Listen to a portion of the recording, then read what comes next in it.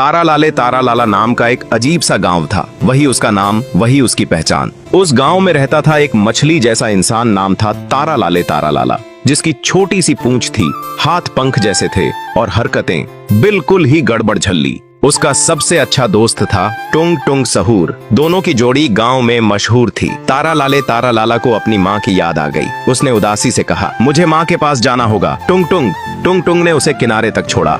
तारा लाला ने उसे गले लगाया, मुस्कुराया और समंदर में कूद गया। उसका माँ के पास चला गया। अब टुंग टुंग सहूर अकेला और बहुत उदास हो गया। वो गुस्से में एक पत्थर उठाकर पेड़ पर दे मारा। धड़ाम! अचानक ऊपर से एक जादुई चिड़िया टपक पड़ी।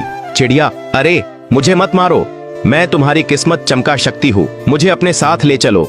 टुंग टुंग हैरान, बोलने वाली चिड़िया? टुंग टुंग उसे घर ले आया और टेबल पर रखकर सो गया। अगले दिन सुबह टुंग टुंग की आंखें खुली तो देखा टेबल पर कुछ मोमबत्तियां रखी हैं और चिड़िया मुस्कुरा रही है। चिड़िया, इन्हें मेले में बेचो, खूब बिकेगी। टुंग टुंग मेले गया। वहाँ झूले, मिठाइयाँ, गुब्बारे, ढेर सारे दुकान, सब कुछ था। वो एक कोने में बैठा और मोमबत्तियां बेचना शुरू किया। लोगों को मोमबत्तियां बहुत पसंद आईं और हाथों हाथ बिक गईं। बहुत पैसा इकट्ठे हुआ। अब हर दिन चिड़िया उसे नई मोमबत्तियां देती और टुंग टुंग मेले में बेचता। धीरे धीरे वो अमीर हो गया। उसका चेहरा पहले जैसी चमक से भर गया। लेकिन एक सुबह जब टुंग टुंग उठा, टेबल पर चिड़िया नहीं थी, बस 2 छोटे चिड़िया के बच्चे थे और एक चिट्ठी।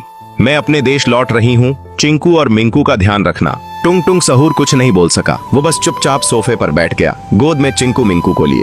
चेहरे पर हल्की उदासी थी, मगर दिल में कहीं एक नई कहानी फिर से उगने